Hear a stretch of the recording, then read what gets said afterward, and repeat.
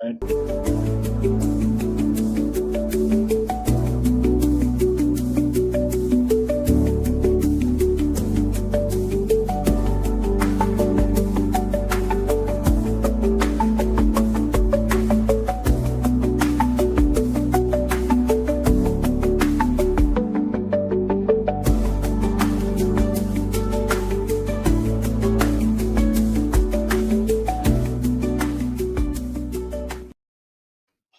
Hi, how you doing? This is Eric Galvez, and I got a really cool guest with us today, Amberly Wiese, who's actually an OT, an occupational therapist, which is cool for me because I'm a retired physical therapist. So yeah, I'm really looking forward to talking with her. But I'm going to go ahead and bring her in right now, and I think this worked.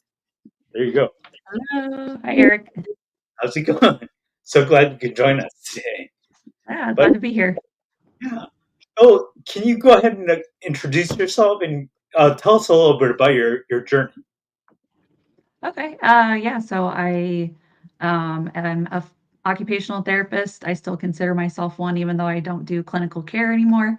And I kind of started out as a traditional occupational therapist, working in pretty much every setting, like home health, acute care, skilled nursing, and things like that. And I kind of always had physical issues, I guess, growing up, but I was very functional, made it through therapy school and things like that, worked for 10 years. Um, and then I found out that I have a genetic condition and it affects your connective tissue. So I was, lifting people, pushing heavy wheelchairs and things like that, and having this pain. And I was just like, what the heck's going on to my doctor? And he finally said, I think you have this condition, Ehlers-Danlos syndrome. And he told me, don't change anything that you've been doing. Go as is because you're a strong person and things like that. And I ended up getting injured at work due to an accident. And that just kind of made everything go downhill as far as function goes. And I had to leave traditional care. I thought the answer was, starting my own private practice and seeing people, on my own schedule, picking people that I can actually help physically. And I did that for about 4 years, kind of burning the candle at both ends because I was still working at a nursing home and doing that on the side. And then eventually I transitioned to doing that full time. Um, and then I ended up having to stop everything because I had to have a spinal cord surgery. And that just really knocked me down and made me really consider my life. And while I was recovering, I actually connected with another occupational therapist through social media who was doing travel planning. And she was kind of creating a crossover between healthcare professionals and travel planning through accessible travel. And I just thought that was amazing. And I jumped right in and I've been doing it ever since. So that's kind of my background. So, can I ask you more about? I love traveling, so I mean, I'm just curious, what, what is the most popular destination for people with disabilities to travel to? I'm just curious. I mean, disabilities is such a huge range. So, like people with mobility issues, I would say like Disneyland, Disney World is really accessible for wheelchairs. A lot of people like Spain and Italy because there are like tour companies that cater to people using wheelchairs or scooters. So I know they're going to be taken well care of on those tours. So I'd say those are the few big ones. Oh no, I do want to ask you. So, what is your favorite place to travel, or what's your most popular destination that you like? Oh, well, I've got my dream destination list, and then I've got places I've actually been to, but I went to Scandinavia, like Denmark and Sweden, when I was a senior in high school, and that was amazing. I actually got to meet some relatives, distant relatives. The Caribbean's always nice. Um, I've got my dream destination of Spain. That's on my top Uh, list, and then Iceland too. I really want to see those two places. what do you want to do in Spain? I'm curious because I would love to go there too, but Yeah. you know, I mean, which it's just the architecture, the culture, the sea is really beautiful there. Um, the food is really Yeah, nice looking there. yeah. So, yeah, I just learned about it in Spanish class throughout high Okay. school and college, so it's like, I wanna see it for real now. So, does your husband like to travel a lot also, or I Um, got two yeah. kids, so Yeah, we got 2 kids. I think when it's just me and him, he can relax a little bit more, but when it's with me and the kids, he's just like Papa Bear mode and, yeah, okay. like, he's there to protect us and stuff, but So, how yeah. old are your kids then? Are they still pretty I small? got they're middle, so they're, 11 and 9, so, yeah, just found out the younger one has, neurodiversity, neurodivergent traits, and we finally got that, um, diagnosed, so we're just kind of thinking about our travels, and it's not gonna really change anything, but it's nice to know, you know, what is driving the behavior and how we can support her better, so, yeah. So, how did you come across that? Like, how did you explore everything further? Like, what kind of symptoms was she having? Well, she did really well, up until school started, and then we were starting to see, like, issues with behavior and, like, attention and things like that. She's a sensory seeker, so as a occupational therapist, I was, Yeah. supporting her with seeking out safe input. She loves to crash and spin and things like that, so, um and then just, like, these anxiety type of behaviors started to increase, and we found out with this diagnosis that that can kind of happen because school is not supporting her in a way that her, neurology needs, I guess. So, I think now that we have an answer, we can kind of create a plan to, So, help her find the best. I was curious. Like, does your background in occupational therapy has that really been a big benefit for you? If so, like, how? I mean, Mhm. like, As far as for my daughter well, yeah, or for your daughter, and yeah, then for yeah. Just reading the captions. I'm a little bit hard of hearing. So, yeah, she obviously, I feel down on myself for not pushing because we had doctors and providers kind of pushing it off and saying, "Oh, it's just part of, starting school and things like that." And I was just like, "I feel like this is not typical."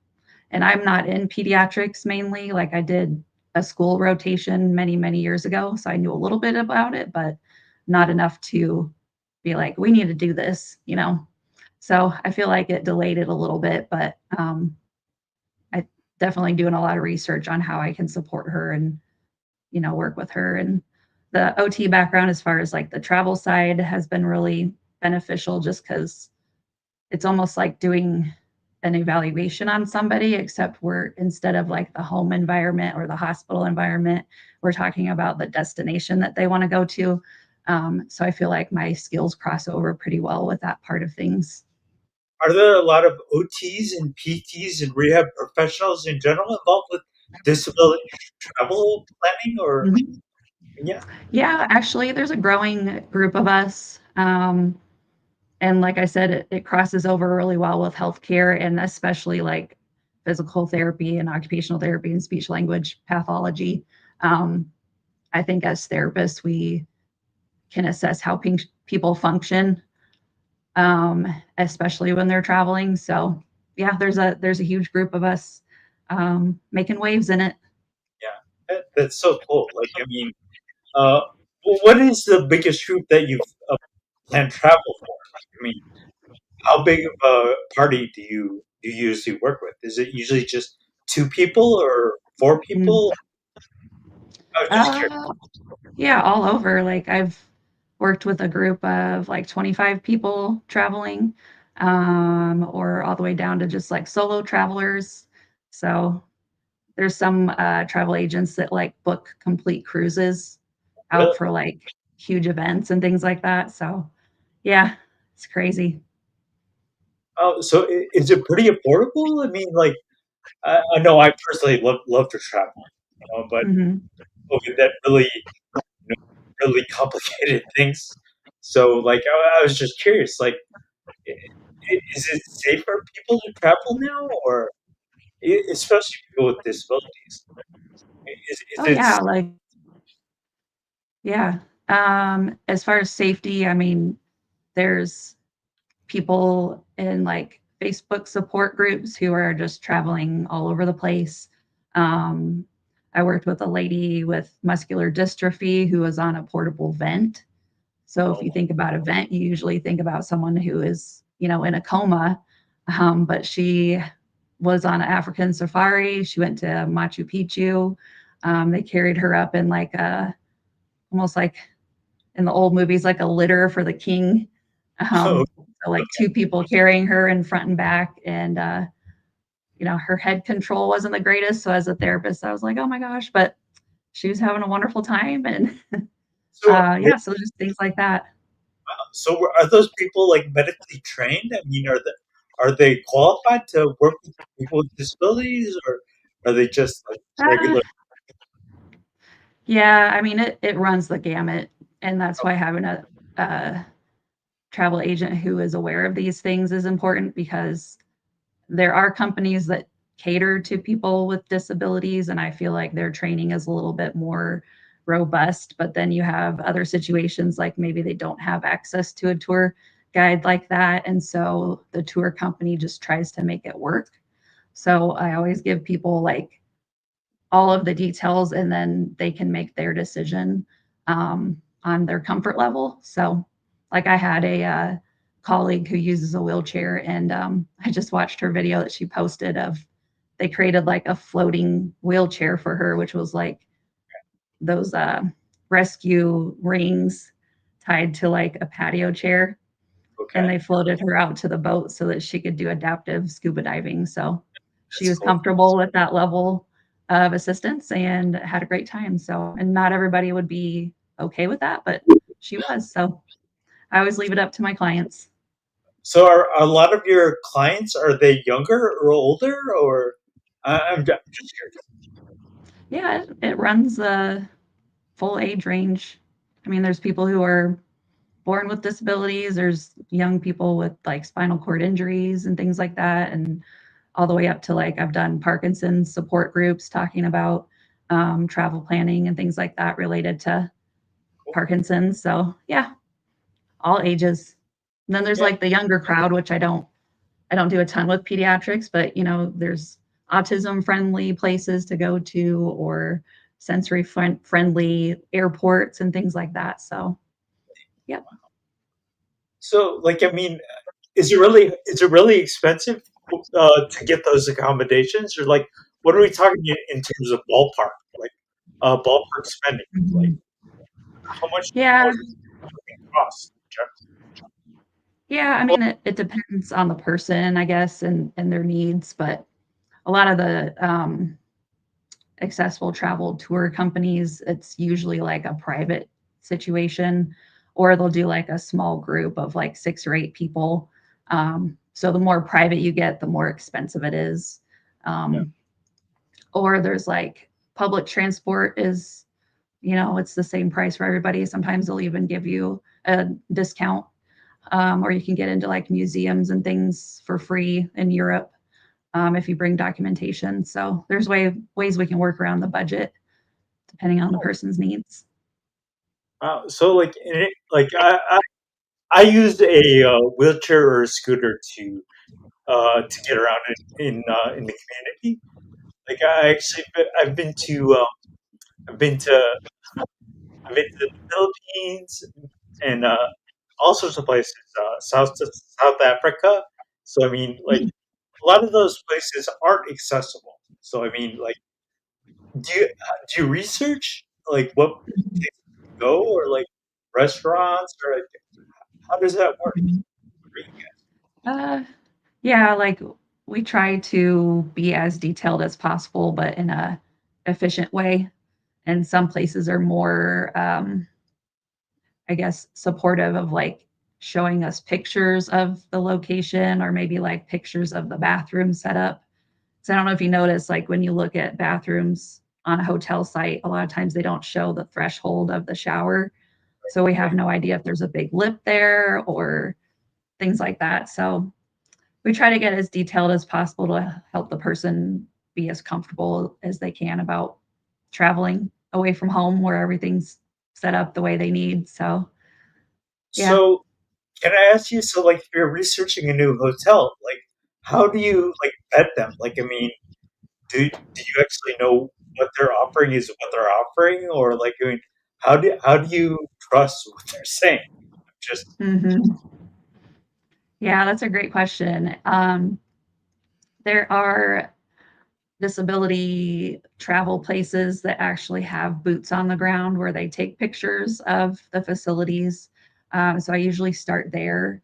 Um, and then all the way down to like just like contacting the individual hotel and trying to get somebody to show us pictures and things like that. Cause like the pictures of one hotel looked great for a client of mine that uses a wheelchair, but then they told me that in the elevator to get to that room, she would have to stand and fold up her chair. And I was just like, that's not possible. So we had to look at a different hotel. So there is a little bit of like some unknown when they actually arrive there. So we try to, come up with like a backup plan in case what they showed is not what their room actually looks like and things like that. So try uh, as much as we can. okay. Yeah, I'm gonna kind of shift gears a little bit here. I want to learn more about what you're like. You know, I don't know if you've seen some of the old interviews that we've done, but we've done this thing called the hot seat. So I'm going to ask you probably about 20 questions just so you can get to know you as a person.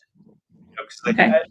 honestly, I don't people really with disabilities really are out there, in the media seeing stuff. But yeah, I just want to get to know you.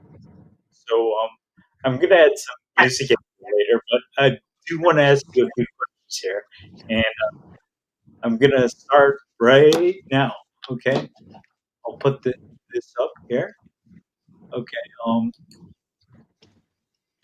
Now, you watch a lot of movies, I'm assuming, or you've seen a lot of movies. But what is your theme song? Oh, it cut out. What is your What is your theme song? Oh boy. Oh, I don't know. Well, like what's your favorite song? Favorite song would probably be "Counting All My Blessings" by Ren Collective. Okay, Just no matter what, counting your blessings. that's a good theme song. So yeah, Yeah. right, right. Next question here. I'm gonna have them scroll on the bottom in case you can't hear me. So Oh, okay. That helps. yeah, who is your hero or heroes? My dad is probably my biggest hero. Like he's just such a great dad growing up, and he's just such a positive person, and I just look up to him all the time. So Okay, cool. say my dad. Okay, now what is your favorite hobby? What do you like to do for fun? And that is your to fix that. I I love reading. I love drawing and painting when I have energy. Riding horses. Can't go too crazy on horses now, but at least going Yeah, on a trail is my favorite thing. very cool. Very cool. Yeah. Yeah, I tried riding horses one time, and I found out one thing. I don't like horses. 'Cause I don't know, it Yeah. just wasn't for me. It was like it was an adaptive riding a place that one of my old coworkers used to work at. So she was like, Okay. "Yep, why don't you?" Yeah, but then I found out I don't like horses, so not for me. That puts a damper on things. Exactly. So next question here. What is your favorite website? Hmm. I'd say Chat GPT. It saves me so much time when I have brain fog or can't think of something. It'll help me outline it. So I'd say I use that a lot. Okay. Yeah. Like I've never used Chat GPT before. You Yeah, haven't. yeah, I'm scared of it. You know, I don't want them to know too much about me. Hmm. Next question here: what is the best snack? Hmm. Popcorn. Popcorn. Okay. So when you go to the movies, do you always get popcorn? Oh yeah, definitely. Large size, small size. I say we all four of us split the large size, and then you can Oh, get refills. there you go. All right. Next question here: what is your guilty pleasure? Hmm. I'd say ice cream. Ice cream. Oh, Hmm. what are you about that? There's nothing wrong with ice cream.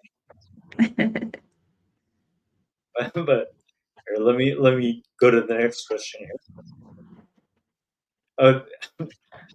You define the term prime number. We're going back to like elementary Oh school. boy, you're throwing math at me. Yeah, Uh, like I said, we want to get to know you. So yeah. we want to be fair math That's person. why I didn't become a PT, so I didn't have to do physics class. Yeah. Okay. Is it like you can't divide it by any other number but itself or something? I don't know. Yeah, it's the least common, uh, not denominator, but the least common number. So yeah. Gotcha. Next, next question here. Okay, coffee or tea? It was coffee for a while, but now I kind of like tea better. Yeah. Can I ask you what kind of tea do you usually drink? I love green tea or peppermint tea, things like that. Yeah, I think I've had Mhm. peppermint tea at like Starbucks like a while ago. Mhm. Like, it's pretty good. Gets you in the Yeah. holiday spirit. Right. Next Mhm. question for you. Right. What is the capital of New Hampshire? Oh goodness. Yeah. Any guess? Once you say it, I'm gonna remember it, but what is it? It's Concord. Hmm. Did you remember that? Nope. Okay. All right. Next question. Are you a cat person or a dog person? Hmm. I'm split down the middle. I Yeah. can't decide. We have 2 of each. Oh, So, yeah. what are their names? We have Fluffy, Donut, Callie, and Moose.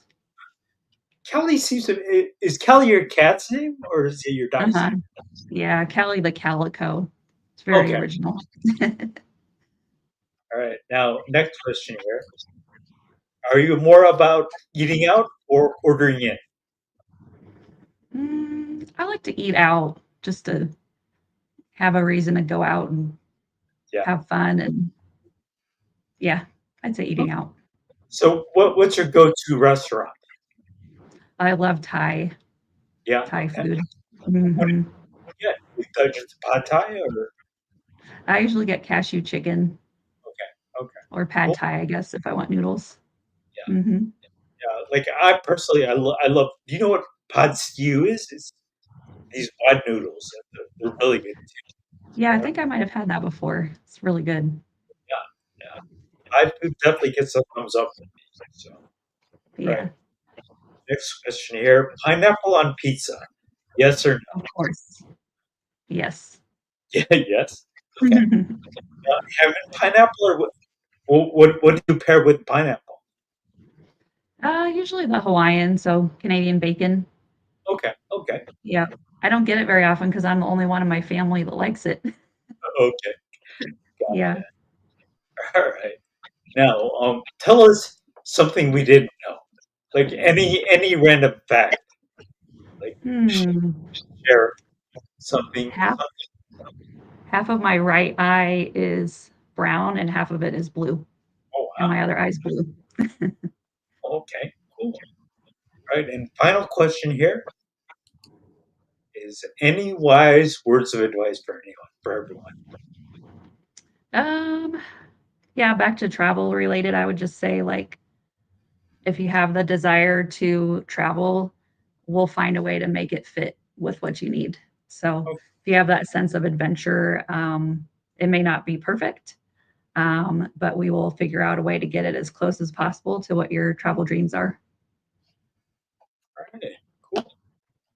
Well, yeah, that's. Oh, do you have any questions for me, or like, I think Uh, that's all I really wanted to do with you today.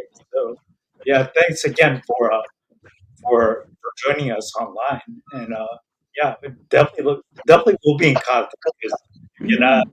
love traveling, so I hope you get a lot of growth.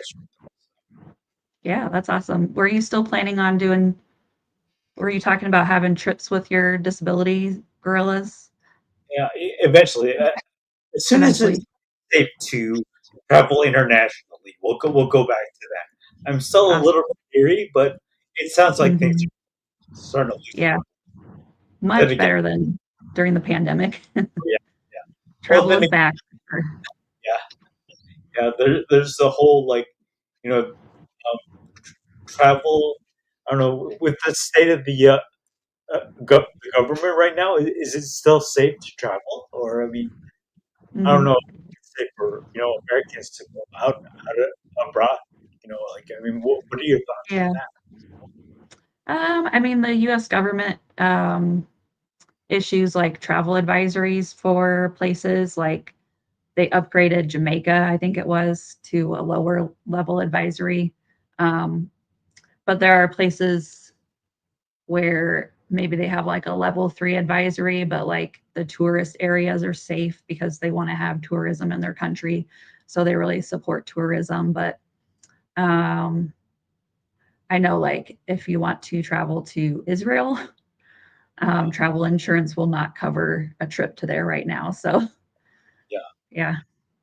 Wow. But yeah, I mean, it just depends on where you want to go because it's just different throughout the world. Some places really love tourism and others are, kind of pushing back on all the like short-term rentals that are kind of taking over the ability for the locals to get housing. So, there's little nuances here and there that we would have to go through. So, yeah. Okay. I was just curious too. Do you also uh, take travelers to the U.S., like foreign travelers, to the U.S., or is it just Mhm. mostly US to the outside? No, I mainly work with just US residents. I do have a couple or just one team member in the UK who can help UK people. So we tend not to like go outside of the country as far as clients go Yeah. because just there's different rules. Like in the UK, you have to use a UK travel agent. So things Okay. like that. hmm Interesting. Yeah. Well, cool. Cool. I definitely want to say thanks again for joining us. Like, I'm still trying to get my feet wet. So thanks for being my third guest. Yeah, no problem. It's great to be on here, Eric. No problem. Yeah, and we'll definitely be in touch because I do have that travel bug that's starting to bite again. So, yeah, we'll definitely be in touch. Sounds good. Thanks. All right. All right. I'm going to go ahead and end it now. Okay. Okay.